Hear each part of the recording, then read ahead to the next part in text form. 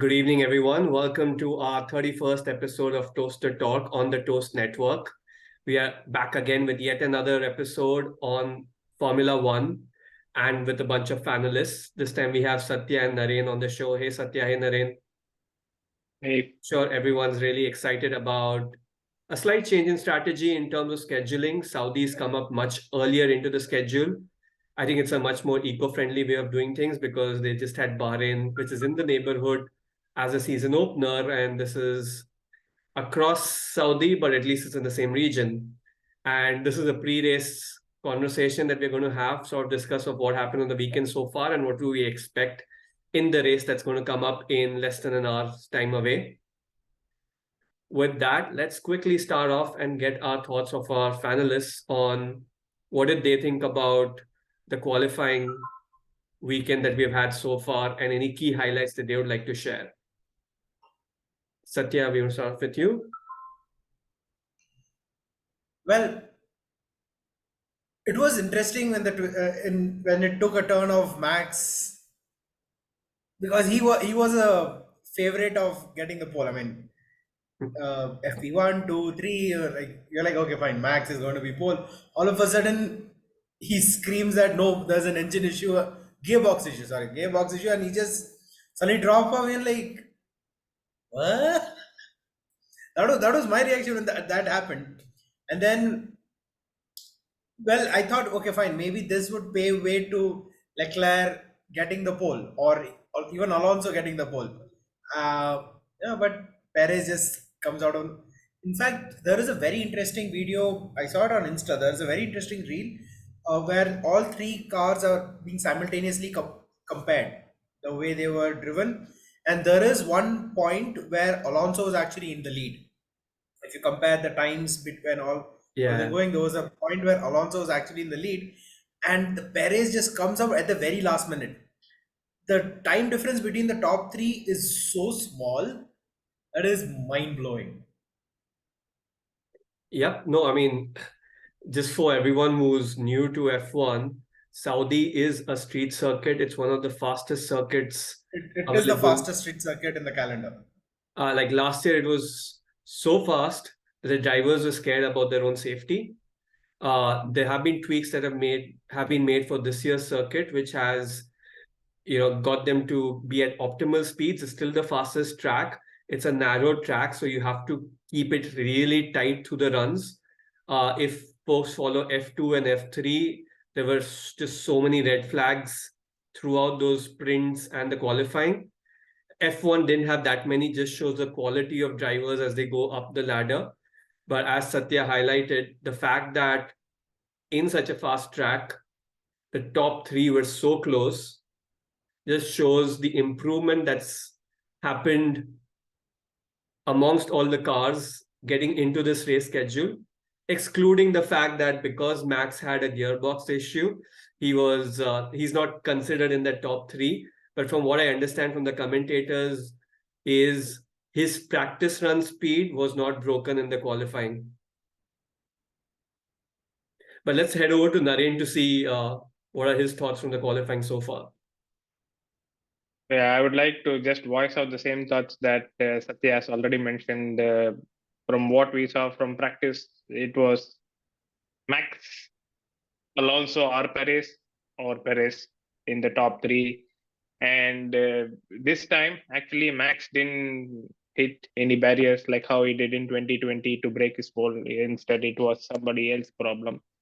But I was actually seeing the qualifying timings, and the top 10 were all, it was just 1 second in between the top 10 drivers, and between Perez and Alonso, it was 5/10, and between Alonso and Russell, who's in P2 and P3, is just 1/10 of a second, which shows that this is going to be an interesting race, given that it is a street circuit and everybody are still proving a medal on the street circuit. I'm excited to watch how this unfolds. And I also want to specifically see how Hulkenberg performed this time, because he's in P10 now. And I'm excited to see how he performs in a very high-speed street circuit, which we have not seen him from the past. Yep. These are my thoughts. I mean, it's a beautiful mix-up, right, of the order that we have for tonight's race with Checho at pole. This is his second pole ever. Coincidentally, he got this pole, his first pole at the exact circuit last year. So this is really a happy hunting ground for him. No surprises. In the front row, we have Alonso with Checho. Now, this is a combination we haven't seen in the longest time. So it'll be an exciting front row and an exciting start to the race. What's even more interesting is Max is far behind on 15th. But where will he finally land up will be interesting to see, because the car pace is just blistering. And I'm sure he's going to be fighting for a podium, if not the first place.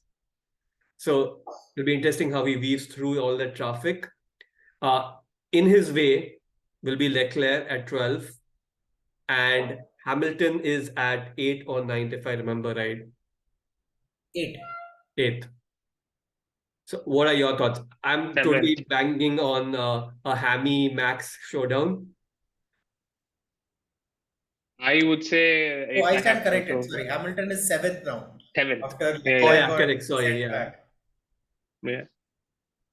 So I would like to point out how, if you remember, it was in 2021, I believe, when Hamilton took an engine penalty in Brazil, and he was cruising past everybody during the Brazil during the start finish straight. It was like a show, one-man show for him. I would still see something like that happening today, but given the fact that Max, a ferocious driver, like we all know, we will probably. I was actually, like how Sathya was saying, I was actually seeing an Insta reel where it was an old, very young Max Verstappen, where he was trying to go past and trying to push everybody. He will probably do that if he's still eyeing for his third WDC. But I hope it doesn't happen. There's no red flags, and still Perez wins or Alonso wins.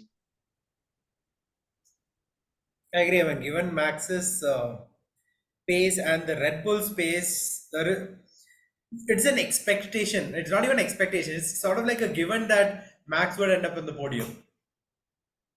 Now, the only thing that we want to worry about, or we have to think about, is A, who would be his companions on the podium, and B, where would Max end up? I mean, like first or any of the other two. And companions of Max, definitely, I'm pretty sure most of us are rooting for Alonso. And sadly enough, I hope the other guy is Leclerc. Because, Ferrari ended up, last year, Ferrari ended in a disaster, but there was still hope that, next year they'll come out and maybe if with everything tightened up, they would perform much better. This is just the second race. Leclerc is already taking a 10-place grid penalty. It's mind blowing on how bad Ferrari, on how I can't put it into words, because it's like Ferrari decides, okay, this is what the fans want, and then they make sure to do the exact opposite of that. But interestingly, they still have the race pace, because Leclerc took the penalty, but he was second in the one lap. Right, so they But do that have doesn't that define the pace. race pace, right? What if, like Bahrain, this engine just, Reliability is a completely different game. because I agree. like even in Bahrain, it was a brand new engine. Just before the race, they put in a brand new engine, and that gave away like towards the end. So you really don't know if this new engine that Leclerc, or I think this is electronics that he's taken up. The new electronics that he's taken up, if that would give off towards the end of the race. So it's like Ferrari is not like, so basically what Ferrari is doing is they feel that there's not enough entertainment value in just a single race. So they are trying to incorporate as much drama as possible, just so that new F1 fans who are taking F1 TV Pro get the bang for their buck. Yeah, but I mean, I think Aston Martin's taking care of that on the racing track itself. Alonso's having a lovely season so far. I know it's very early into the season, but he's got his hopes up of winning a few Grand Prix and having a stake at the championship if things could play out in his way. Stroll's having a good time, even though he's injured and he's recovering. He's up there too. And Aston Martin's doing a great job. Interestingly, Mercedes, who have the same engine, right? Hamilton seems to have lost hope. He mentioned in an interview he doesn't feel one with the car. But Russell seems to be doing pretty well of staying up there. Obviously, Toto Wolff is someone who looks at winning the championship. So for him, anything less than that is utter failure. But Mercedes is up there, like with the Ferrari screw-ups that Sathya is talking about. Mercedes in the mix because of that, while Red Bull is still obviously a class apart. And was it Gasly or was it actually no? It was Russell who said that I feel Red Bull is still holding off on their full potential.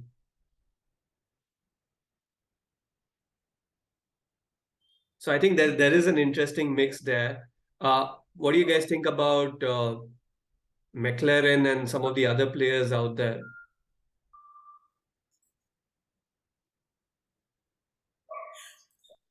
Naren, you're on mute.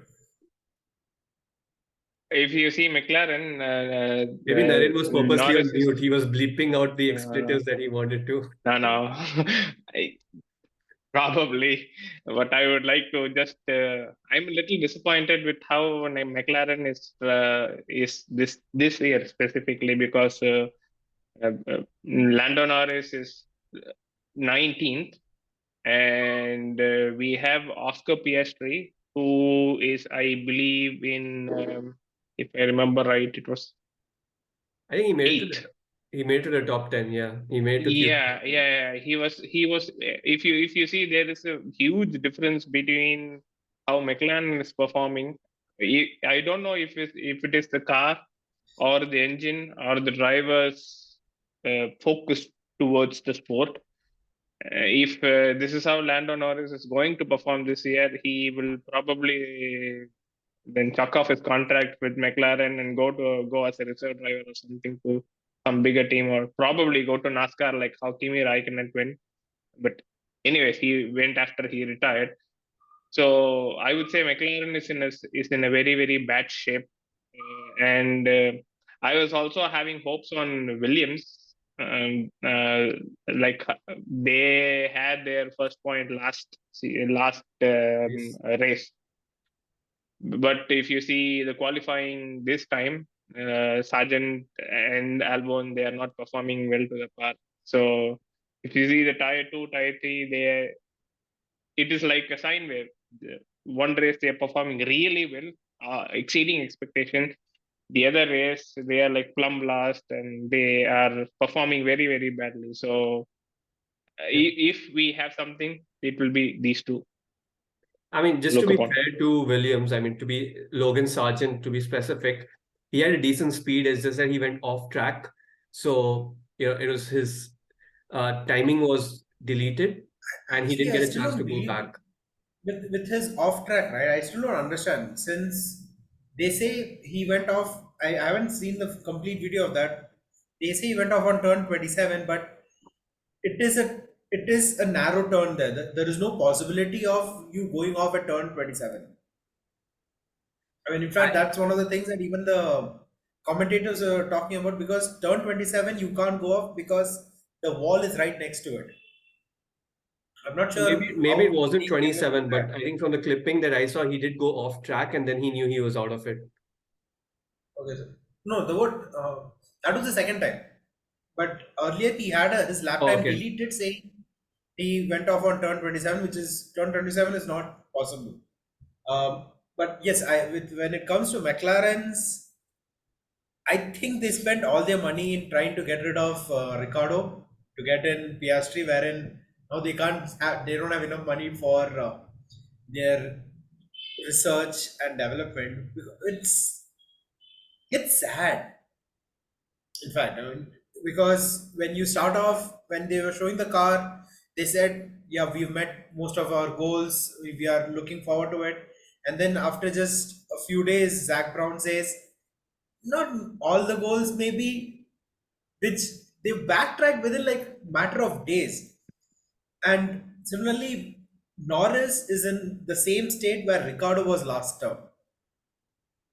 Last season, Ricardo would be somewhere in Q. He would get out in Q1. Norris would go off to Q2, Q3, and the reverse has happened here right now, where Piastri is qualified at Q1 while Norris is at Q. He is sorry.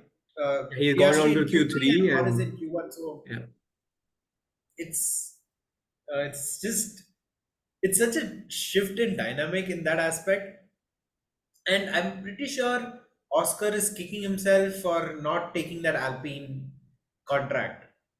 I mean, he might not have known, but then if you look at Alpine's, Ocon is sixth and Gasly is ninth, which is way better than what McLaren are able to produce. Correct.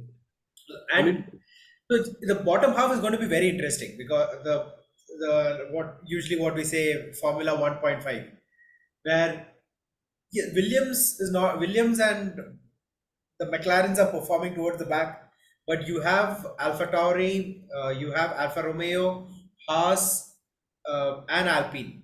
You have all four who are actually performing quite well. Where Hulkenberg is in 10th place. You have Zhou who is in 11th. You have you have Ocon and Gasly who are in sixth and ninth. So the other the mid teams are very close. In fact, if you look at the time gap between number 6 all the way to number 17, it's 1 second. Within everything is with 1.9 1 minute 29 seconds, and so it is that and which matters. Every from 6 all the way to 17 is 1.29 seconds. It's in milliseconds that it's changing. So yeah, it's very tight. Anyone can take it. Even a slight mistake, and the other team can just go ahead. yeah, no, which is what I wanted to highlight also to our viewers, that while we talk about Williams being and Norris being at towards the end, it's so tight, like Sathya mentioned, that it's not like they're doing really bad. But in a matter of split seconds, you could be 4th or 20th. Right. So, and I think that just shows that teams have scaled up. Maybe the shakeup isn't exactly how everyone assumed it would be based on what we have seen historically. And it's really early in the season.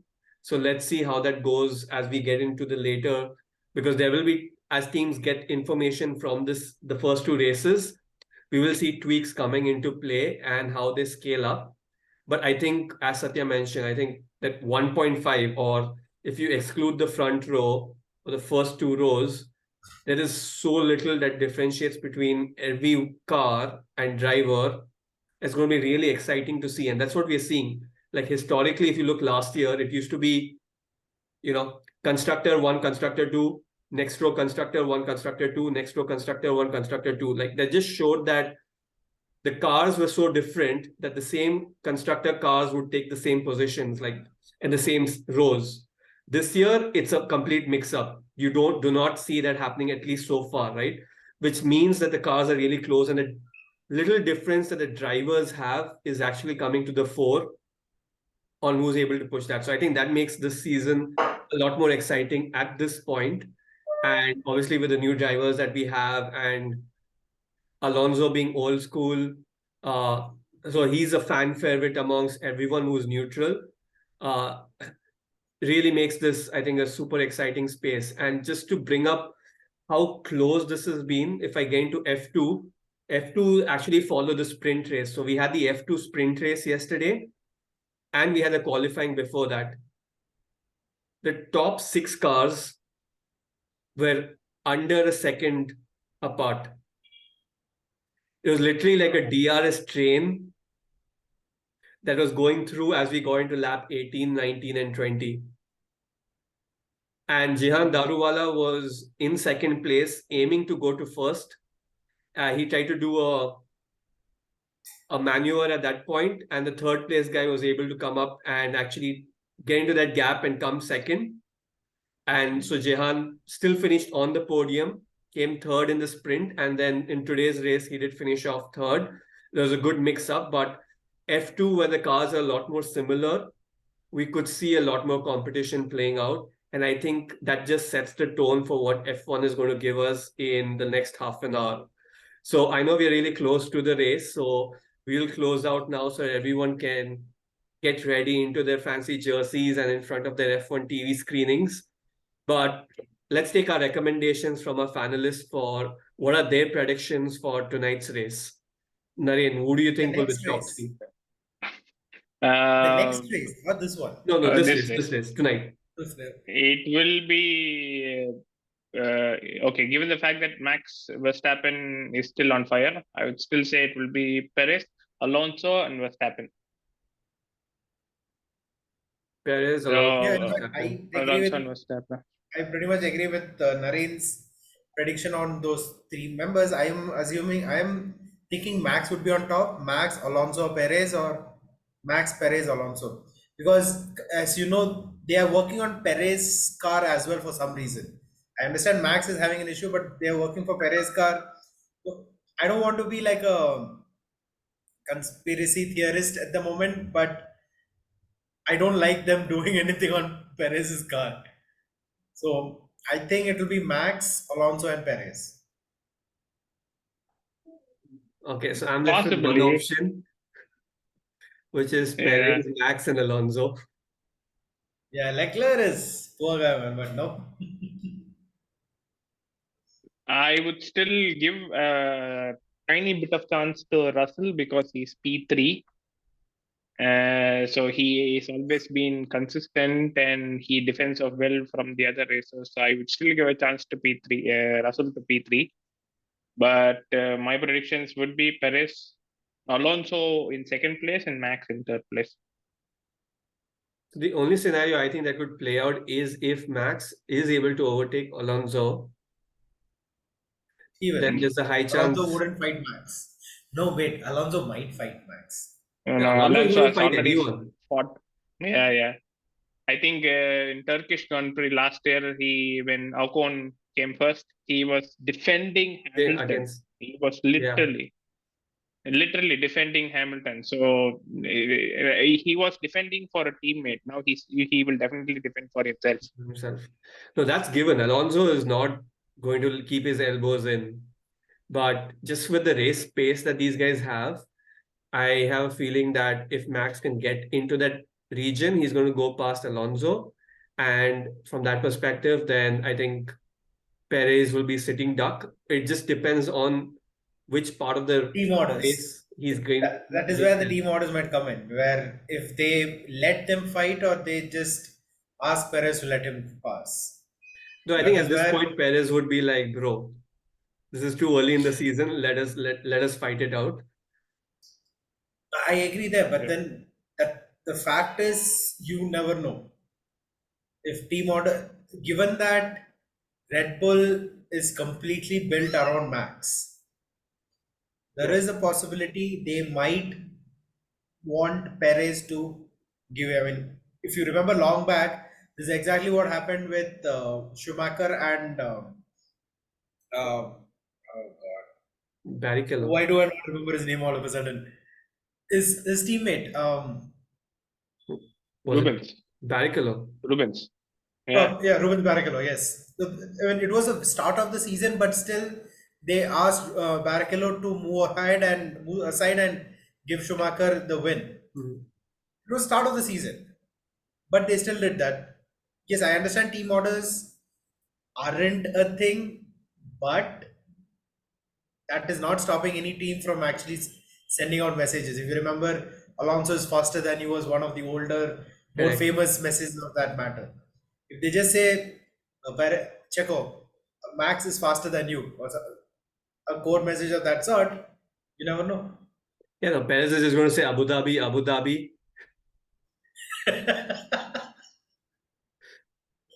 But anyways, thanks a lot, both of you, for having this quick conversation before the race. Give us an insight into what to expect for the race tonight in Saudi Arabia.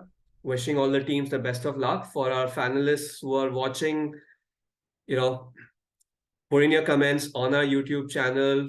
Listen to us on Spotify now that we are on Spotify, whichever way works to you. And if you have any topics that you want to speak about, put them in the comments, share, subscribe, and looking forward to seeing all of you in our next session as we get to the next race. With that, thanks again, Sathya and Naren.